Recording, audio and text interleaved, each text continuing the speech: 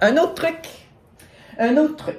Qu'est-ce qui fait que des fois, un truc que mes élèves me demandent souvent, qu'est-ce qui fait que ça saute des points des fois?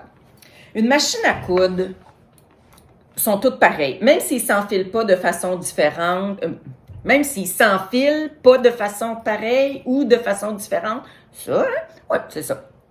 Donc, les machines à coudre font à peu près toujours le même circuit. Elles viennent passer par un crochet. Le fil passe entre les deux disques de tension. Il remonte pour passer dans le guiduche qui remonte puis qui descend, que je ne sais pas comment il s'appelle, mais que je vais trouver comment il s'appelle puis je vais l'écrire ici.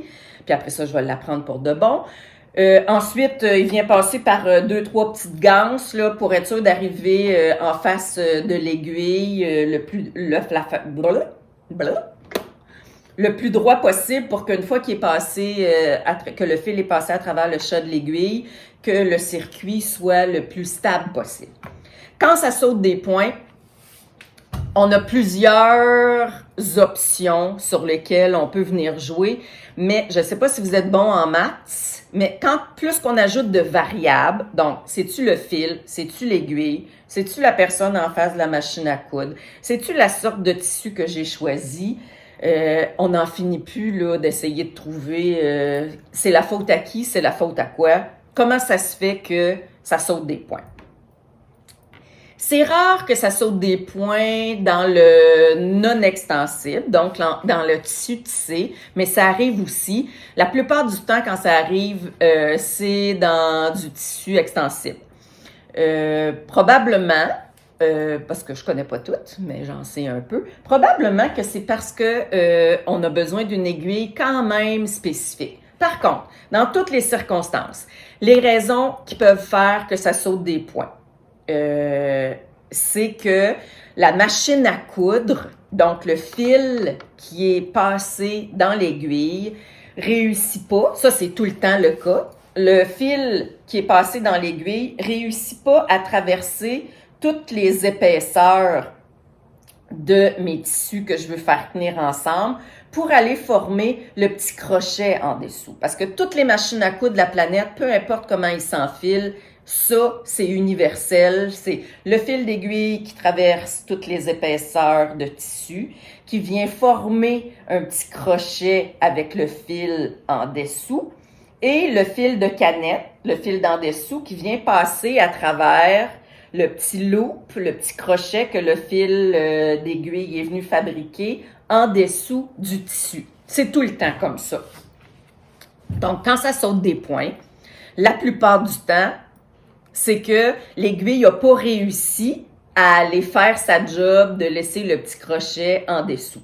Un des bons moyens pour savoir qu'est-ce qui se passe aussi, c'est d'utiliser deux fils de couleurs différentes pour la canette puis pour le fil, pour réussir à trouver qu'est-ce qui fait que ça fonctionne pas, ça a-tu rapport à ma tension ou pas.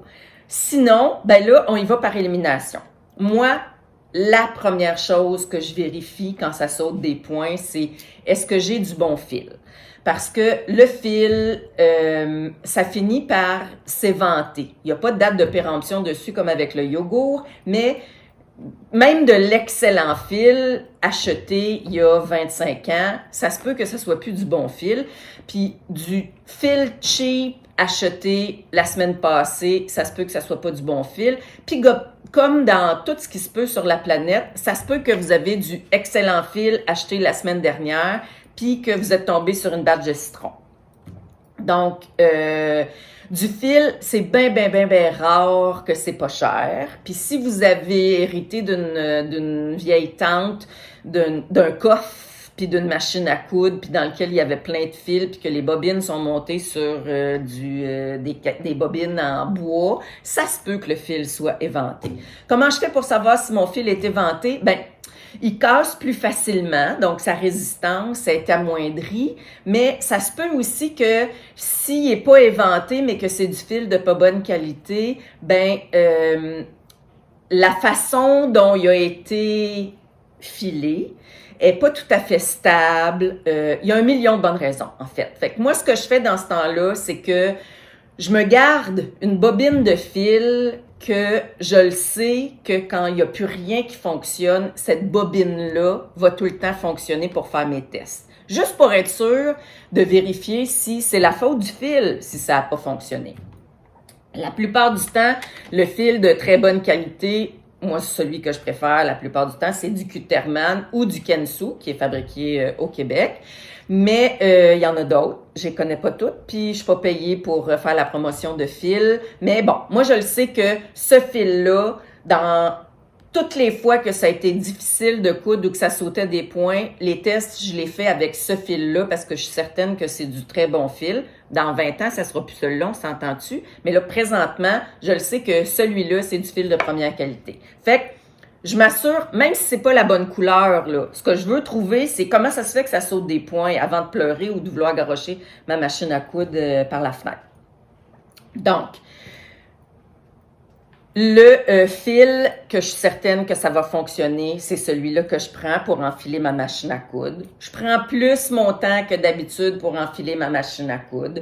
Je règle ma tension à 3 à peu près. Quoique la tension, c'est vraiment variable d'une machine à coudre à l'autre. J'ai des machines à coudre de mes élèves que à tension 0, il y a 2 km de fil qui se retrouvent en dessous. Puis, il y a des machines que avec tension 0, ça fait juste des petits loops en dessous du tissu là, à peine visible. Donc, ma machine à coudre est bien enfilée. Autre chose, je veux toujours que ma canette soit déposée en forme de P. Fait que si vous avez une machine à coudre avec un chargeur qui est sur le dessus, donc une petite porte transparente dans laquelle vous venez déposer votre canette, je veux que ma canette soit déposée en forme de P. Donc, pas en forme de Q, mais en forme de P. Ça veut dire que mon fil se dévide vers le haut puis vers la gauche pour pouvoir être pris en charge, soit dans mon boîtier intégré, soit dans mon boîtier externe, pour ceux qui ont la machine à coudre, qui ont un boîtier externe là, qui vient se prendre en charge la canette. Et là, je viens manger, donc en forme de P, le pense-bête, c'est, j'en ai 2. Dérouler vers le ciel, vers le cœur. Ça, c'est plus romantique et poétique. Sinon, P en forme de « Es-tu bien prêt pour manger ton Pac-Man? » Donc, je viens prendre mon boîtier, je le mets par-dessus mon fil qui se déroulait en forme de P. Puis là, je viens le faire passer dans son petit circuit pour qu'il fasse, je sais pas si on va l'entendre, un petit clic. Quand le clic est fait comme il faut, tiens donc, celui-là, il est slack, ça veut dire qu'il va falloir que je revisse un peu ça, parce que le fil, le fil est supposé tenir. Bon, ça, c'est un nouveau boîtier qui venait avec ma nouvelle machine à coudre. Je vais prendre celui que j'utilise d'habitude. Donc, quand il est bien enfilé, il est supposé tenir. Puis là, c'est là que je vous hypnotise. Annie, c'est ma prof de couture préférée. Je l'aime d'amour. Yeah! Bon, donc, ça, c'est placé comme il faut. Ma machine à coudre est bien enfilée. Je suis certaine d'avoir du bon fil, puis ça saute des points encore. Comment ça? Là, ça vaut la peine de commencer à vérifier est-ce que j'ai la bonne aiguille.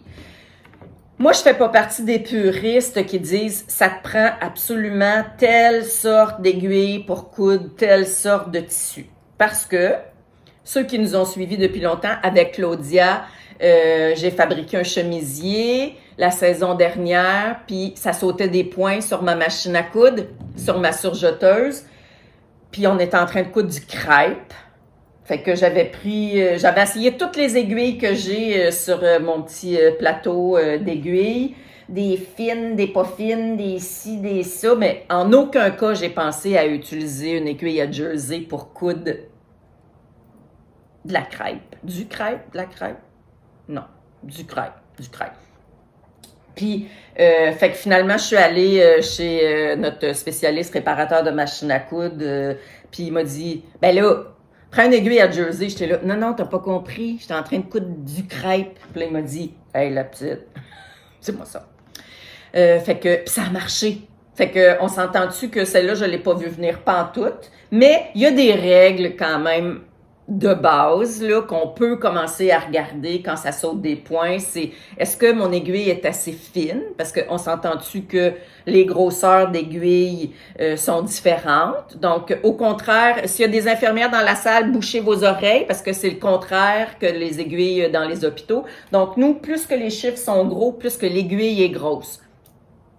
Donc, si je prends une aiguille 14, puis que je veux coudre quelque chose de léger comme ça, ben ça se peut que ça saute des points parce que j'ai pas la bonne aiguille parce qu'elle est trop grosse. Mais si je prenais une plus petite, peut-être que ça fonctionnerait. Si ça continue de sauter des points encore, ben là, c'est sûr que moi, j'aurais eu tendance à utiliser des aiguilles universelles pour pouvoir coudre ce petit... Ben, c'est de la doublure, je pense. J'ai trouvé ça dans mon bac. Sinon, ben là, il faut essai-erreur pour l'aiguille. Mais avant de changer 383 fois l'aiguille, le truc que je pourrais vous donner aussi, c'est avoir un dévidoir. Évidemment, vous n'avez pas besoin qu'il soit fancy comme ça. Ils en vendent aussi en plastique, puis je suis pas mal certaine que ça se fabrique avec un cintre en métal, là.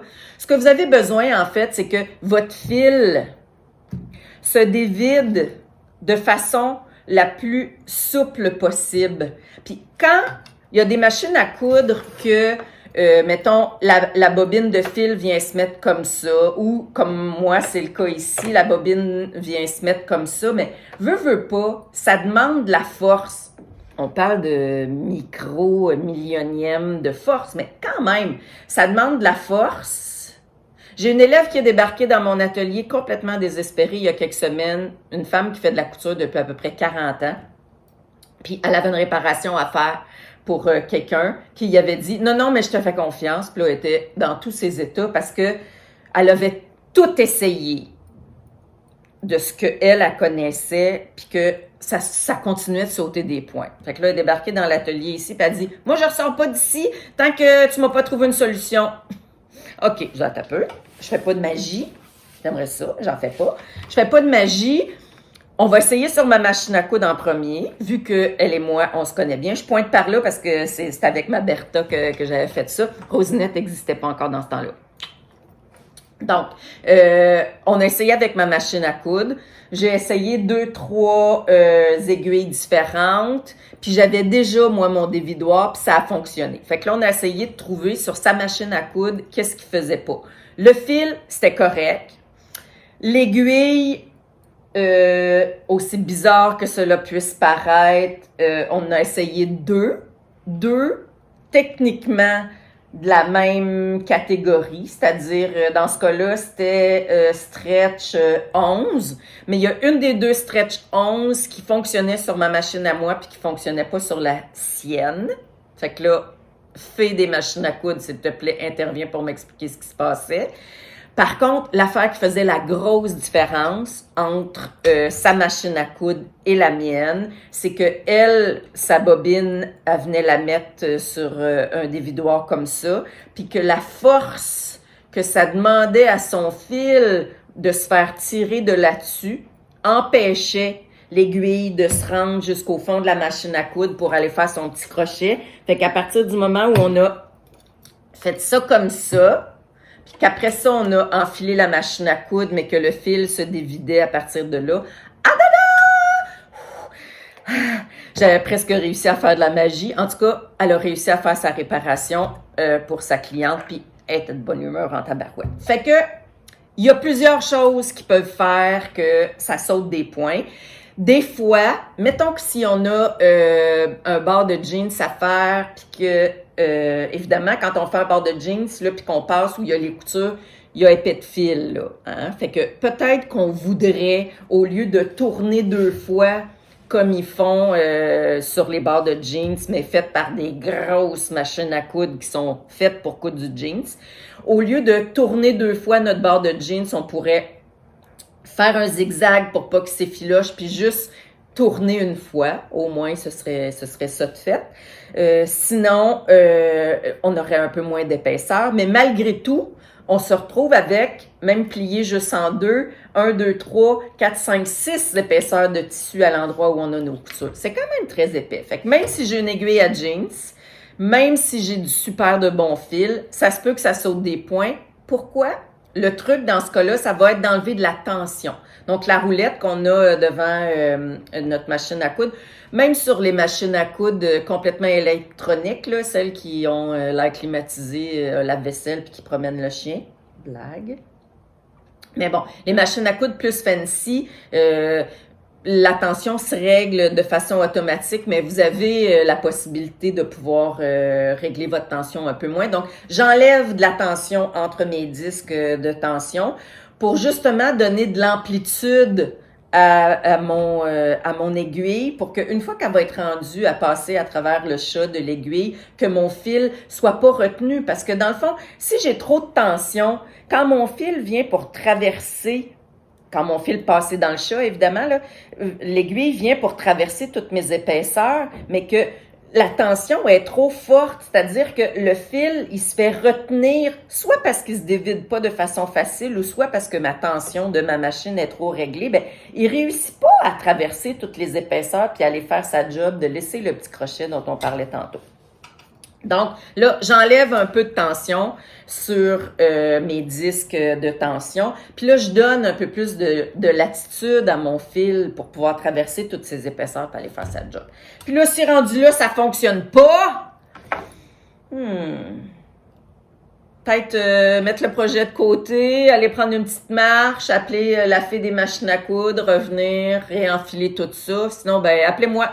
On va essayer de faire une solution, de faire de la magie ou de trouver une solution parce que là, je pense que je vous ai donné tous les trucs que je connais. Puis des fois, c'est du gossage un peu. On change l'aiguille, mais 2 ou 3 fois dans toute ma vie, de mes millions d'heures de couture, ça m'est arrivé de bidouiller plus que 30 minutes pour trouver la bonne formule entre le fil est de bonne qualité, j'ai la bonne aiguille pour coudre ce tissu-là, ça fonctionne, merci, bonjour. Puis des fois, ça fait juste pas fonctionner. Fait qu'il faut soit changer le point, soit pleurer un peu, changer de projet pour l'instant. Ça m'est jamais arrivé que ça fonctionne pas, mais ça m'est déjà arrivé d'avoir à bidouiller en masse. Fait que bonne chance. Bonne chance.